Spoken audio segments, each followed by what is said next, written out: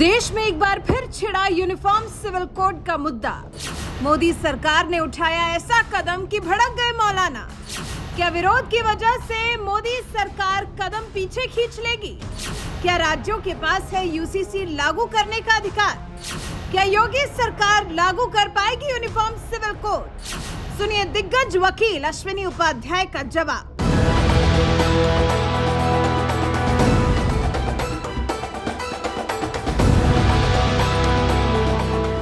देश में एक बार फिर यूनिफॉर्म सिविल कोड यानी समान नागरिक संहिता पर बहस छिड़ गई है, क्योंकि कुछ ही दिनों पहले 22वें लॉ कमीशन यानी विधि आयोग ने देश के नागरिकों के साथ साथ सरकारी मान्यता प्राप्त धार्मिक संस्थाओं से इस मामले में राय मांगी है।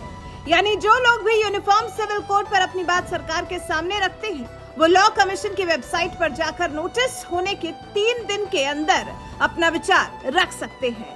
विधि आयोग के इस कदम के बाद से ही देश में जहां चर्चाएं छिड़ गई हैं कि जल्द ही मोदी सरकार यूनिफॉर्म सिविल कोड ला सकती है, तो वहीं सबसे बड़ा सवाल यह है कि अगर जबरदस्त विरोध के बाद मोदी सरकार कदम पीछे खींचती है, तो क्या योगी सरकार या शिवराज सरकार अपने राज्यों में यूनिफॉर्म सिविल कोड लागू कर सकती है? इस पर सुप्रीम कोर्ट में वकालत करने वाले दिग्गज वकील अश्विनी उपाध्याय ने मुंहतोड़ जवाब दिया है।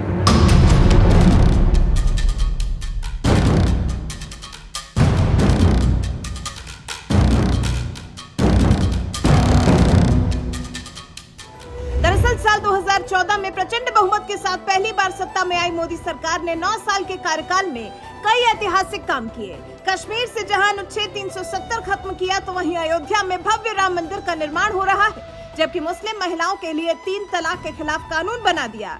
लेकिन आज तक यूनिफॉर्म सिविल कोड लागू नहीं कर पाए। मगर हाँ, गुजरात, कर्नाटक, उत्तराखंड हो या फिर उत्तर प्रदेश, जहां जहां विधानसभा चुनाव हुए, बीजेपी ने वहां की जनता से वादा किया कि सत्ता में आएंगे तो समान नागरिक संहिता यानी यूनिफॉर्म सिविल कोड लागू करेंगे। सरकार अपने शपथ ग्रहण के तुरंत बाद न्यायविदों, सेवानिवृत्त जनों, समाज के प्रबुद्ध जनों और अन्य स्टेक होल्डरों की एक कमेटी गठित करेगी, जो कि उत्तराखंड राज्य के लिए यूनिफॉर्म सिविल कोड का ड्राफ्ट तैयार करेगी।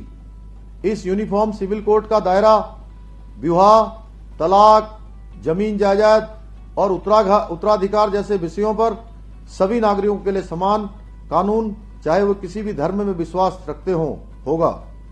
ये यूनिफॉर्म सिविल कोड संविधान निर्माताओं के सपनों को पूरा करने की दिशा में एक अहम कदम होगा और संविधान की भावनाओं को मूर्त रूप देगा।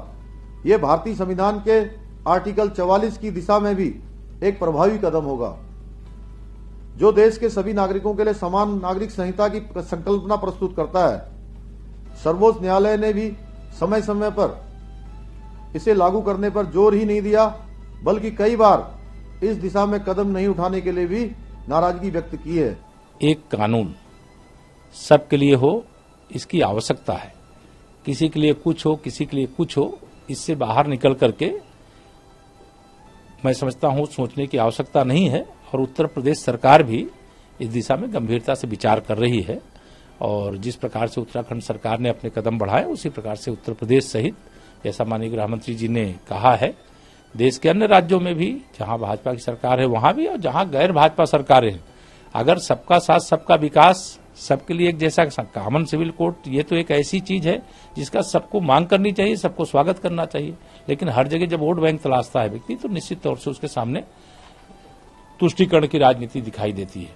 लेकिन हम इसके पक्ष में। सर, लगता है कि कॉमन सिविल कोड आज के समय में जरूरत है?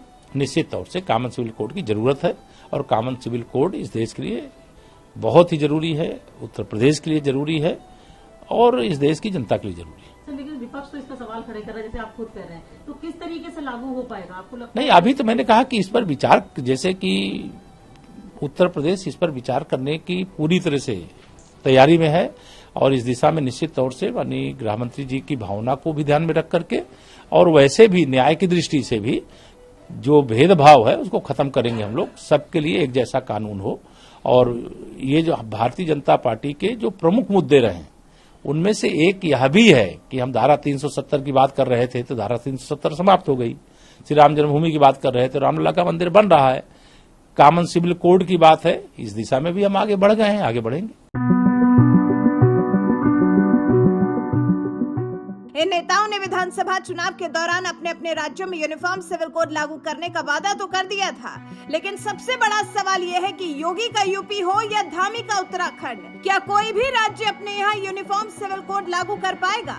इस सवाल का जवाब दिया है बीजेपी के दिग्गज नेता और सुप्रीम कोर्ट में वकालत करने वाले अश्विनी उपाध्याय ने। संविधान में यूसीसी का प्रावधान है, कॉमन सिविल कोड कहते हैं उसको, कि भाई भारत में संविधान है, सबके लिए समान विधान है, सबको समान अवसर मिलना चाहिए।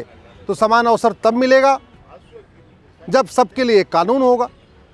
अभी तक हमारे देश में टैक्स का कानून सबके लिए एक है, क्रिमिनल का कानून सबके लिए एक है, घूसखोरी, जमाखोरी, मिलावटखोरी, कालाबाजारी, जितने भी भ्रष्टाचार अपराध के कानून वो सबके लिए एक है। तो one nation one penal law है, one nation one tax law है, लेकिन one nation one family law नहीं है। इसकी वजह से बहुत ज़्यादा भेदभाव है। तो देश में सबको समान अवसर तो मिलना चाहिए, लेकिन सवाल ये है कि क्या राज्य सरकारें कॉमन सिविल कोड लागू कर सकती हैं? क्या उत्तराखंड की सरकार कॉमन सिविल कोड अपने यहाँ लागू कर सकती है अलग से, या गुजरात की सरकार अपने यहाँ अलग से लागू कर सकती है, या कर्नाटक की सरकार अपने यहाँ लागू कर सकती है? जैसा उत्तराखंड में भी कमेटी बन चुकी थी यूनिफॉर्म सिविल कोड के ऊपर, गुजरात की सरकार ने भी प्रॉमिस किया हम बनाएंगे, अभी कर्नाटक की सब मैनिफेस्टो में भी है कि हम यूनिफॉर्म सिविल कोड लागू करेंगे।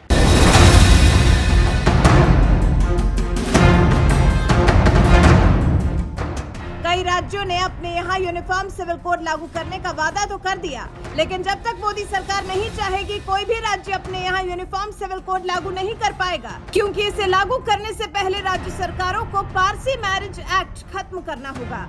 जब तक पारसी मैरिज एक्ट खत्म नहीं होगा, यूनिफॉर्म सिविल कोड लागू नहीं हो सकता। और Parsi marriage act central law है जो संसद से ही खत्म होगा, और जो शरीयत एक्ट है जो मुस्लिमों के लिए बना हुआ है वो भी सेंट्रल एक्ट है जो संसद से ही खत्म होगा। और जब तक ये तमाम मैरिज एक्ट खत्म नहीं होंगे, तब तक कोई भी राज्य अपने यहाँ यूनिफॉर्म सिविल कोड लागू नहीं कर सकता। मेरा व्यक्तिगत मत ये है कि एक देश एक नागरिक संहिता लागू करने के पहले जो पहले पर्सनल लॉ है उनको ख़त्म करना पड़ेगा। जो एग्जिस्टिंग लॉ है उनको ख़त्म किए बिना कॉमन सिविल कोड लागू नहीं किया जा सकता। भाई पारसी मैरिज एक्ट भारत में चल रहा है, जब तक वो नहीं ख़त्म होगा तब तक कॉमन सिविल कोड नहीं आ सकता। और Parsi marriage act central law है, वो संसद से ख़त्म होगा। 1937 जो शरीयत एक्ट है जो मुस्लिम्स के लिए बना हुआ है वो भी सेंट्रल एक्ट है, जब तक वो नहीं ख़त्म होगा तब तक कॉमन सिविल कोड नहीं हो सकता। इसी तरीके से हिंदू मैरिज एक्ट वो भी सेंट्रल एक्ट है, जब तक वो नहीं खत्म होगा कॉमन सिविल कोड नहीं हो सकता। क्रिश्चियन मैरिज एक्ट अलग से चल रहा है क्रिश्चियंस के लिए, जब तक वो नहीं खत्म होगा तब तक कॉमन सिविल कोड नहीं हो सकता। मोदी सरकार जहां यूनिफॉर्म सिविल कोड या कॉमन सिविल कोड लाने की तैयारी कर रही है, तो वहीं दूसरी तरफ वकील अश्विनी उपाध्याय ने मोदी सरकार को इसके बजाय इंडियन सिविल कोड का ड्राफ्ट बनाए जाने की सलाह दी है, और इसी में एक एक मुद्दे को चैप्टर वाइज डाल देना चाहिए, जिससे जनसंख्या, परिवार जैसे मुद्दे पर अलग से बनाने की जरूरत नहीं पड़ेगी। एक ही इंडियन सिविल कोड में सभी कानून आ जाएंगे। ज़्यादा अच्छा होगा अगर हम इसको यूनिफॉर्म सिविल कोड या कॉमन सिविल कोड कहने की बजाय इसको इंडियन सिविल कोड कहें। हमारे पास एक आईपीसी है, इंडियन पिनल कोड है, उसमें 23 चैप्टर हैं। जैसे अपराध वाइज कैटेगरी बना दिया, उसमें 23 चैप्टर डाल दिया, 23 तरीके के क्राइम को हमने कैटेगराइज कर दिया, और फिर वो chapter wise chapter 1, chapter 2, chapter 3 चल रहा है। इसी तरीके से यूनिफॉर्म सिविल कोड या कॉमन सिविल कोड की बजाय हमें एक इंडियन सिविल कोड का ड्राफ्ट बनाना चाहिए। इंडियन सिविल कोड में चैप्टर वाइज एक एक इशू को चैप्टर में डाल देना चाहिए। उदाहरण के लिए एक इंडियन सिविल कोड बनाएं, उसका चैप्टर 1 एज ऑफ मैरिज, कि भाई भारत में लड़के लड़की की शादी की उम्र कितना होगा, उसके लिए एक चैप्टर बना दिया। शादी हो गई, परिवार कितना बड़ा रखना है, हम 2 हमारे 2 करना है, या हम 2 हमारे 20 करना है, या हम दो हमारे 5 करना है, जो भी है। तो परिवार की साइज क्या होगी, चैप्टर नंबर 2। तो जनसंख्या नियंत्रण कानून अलग से बनाना नहीं पड़ेगा, उसी एक ही इंडियन सिविल कोड में आपका पॉपुलेशन कंट्रोल लॉ भी आ गया। Chapter number 3 procedure of divorce, कैसे तलाक होगा, चैप्टर 3 हो गया। तलाक का क्या क्या ग्राउंड होगा, चैप्टर 4 हो गया। गुजारा भत्ता किस आधार पर मिलेगा, क्या फार्मूला होगा, चैप्टर 5 हो गया। किसको किसको गुजारा भत्ता मिल सकता है, किन कंडीशन में गुजारा भत्ता मिल सकता है, चैप्टर 6 हो गया। बच्चा गोद लेने का अधिकार क्या है, बच्चे के गोद लेने का प्रोसीजर क्या है, एक उसका अलग चैप्टर हो गया। विरासत कैसे ले सकते हैं, कौन कौन ले सकता है, क्या क्या ग्राउंड होगा, उसका एक अलग चैप्टर हो गया। वसीयत का एक चैप्टर हो गया। तो कहने का मतलब बेटर ये होगा कि इंडियन पिनल कोड की तर्ज पे एक इंडियन सिविल कोड बनाया जाए, उसी में चैप्टर वाइज हम ऑफेंस चैप्टर वाइज उसमें कैटेगरी डिसाइड कर दे, 12 चैप्टर या 15 चैप्टर जितना भी होता है उसको डिसाइड करके अलग अलग यूनिफॉर्म सिविल कोड बनाए, अलग से पॉपुलेशन कंट्रोल लॉ बनाए, उसकी बजाय दोनों को मर्ज करके एक इंडियन सिविल कोड बना दे। लोग विरोध भी नहीं करेंगे, भाई इंडियन टैक्स कोड है, इंडियन पिनल कोड है, इंडियन एजुकेशन कोड है, तो फिर इंडियन सिविल कोड भी होना चाहिए, कोई विरोध भी नहीं करेगा। ये ज़्यादा अच्छा है। देश में भले यूनिफॉर्म सिविल कोड लागू करने की चर्चाएं छिड़ी हों, लेकिन वरिष्ठ वकील और बीजेपी नेता अश्विनी उपाध्याय का मानना है कि इससे बेहतर मोदी सरकार को इंडियन सिविल कोड लाना चाहिए, जिससे पहली बात तो सरकार को अलग अलग कानून बनाने की जरूरत ही नहीं पड़ेगी, और दूसरी तरफ ये है कि लोग इसका विरोध भी नहीं करेंगे, क्योंकि जब देश में इंडियन टैक्स कोड है, इंडियन एजुकेशन कोड है, इंडियन पीनल कोड है, तो फिर इंडियन सिविल कोड भी होना चाहिए। और रही बात राज्यों की ओर से यूनिफॉर्म सिविल कोड लागू करने की, तो आपको बता दें अश्विनी उपाध्याय के मुताबिक राज्यों के पास बस इतना ही अधिकार है कि वो इस मुद्दे पर कमेटी बना सकती हैं और अपने सुझाव दे सकती हैं। यूनिफॉर्म सिविल कोड राज्यों में तभी लागू होगा जब तमाम पर्सनल लॉ खत्म किए जाएंगे, और ये काम संसद से ही हो सकता है, क्योंकि सभी पर्सनल लॉ सेंट्रल एक्ट है। वैसे यूनिफॉर्म सिविल कोड पर छिड़ी बहस के बीच वरिष्ठ वकील अश्विनी उपाध्याय ने मोदी सरकार को इंडियन सिविल कोड लाने की जो सलाह दी है, इस पर आपका क्या कुछ कहना है? अपनी राय हमें कमेंट कर जरूर बताएं। साथ ही मुस्लिम संगठन जमीयत उलेमाए हिंद के अध्यक्ष मौलाना अरशद मदनी ने यूनिफॉर्म सिविल कोड पर क्या कुछ कहा, आइए आपको सुनाते हैं। नहीं, हम तो 1300 साल से जिस अपने पर्सनल लॉ के ऊपर सारी दुनिया में और ख़ास तरीके पर हिंदुस्तान में मुसलमान अपने जीवन को गुजार रहा है, हम उसी लॉ को अपने लिए ज़रूरी समझते हैं और हम उसी को रखना चाहते हैं। ये ऐसी चीज़, लेकिन हम इसके खिलाफ कोई एहतजाज या सड़कों पर उतरने को बिल्कुल पसंद नहीं करते। हम ये समझते हैं कि फिरका परस्त लोगों की तरफ से ये एक मसला है जो सियासी मसला है, इसकी कोई वास्तविकता नहीं है। वो इस वोट को हिंदू मुसलमान को अलग अलग करना चाहते हैं, और जो काम आज तक नहीं हुआ वो ये लोगों को बताना चाहते हैं कि जो काम मुसलमान के खिलाफ मुल्क की आज़ादी के बाद से आज तक किसी गवर्नमेंट ने नहीं किया था, हमने मुसलमान को वो चोट लगा दी। हम ये समझते हैं कि इसकी कोई ज़रूरत नहीं है।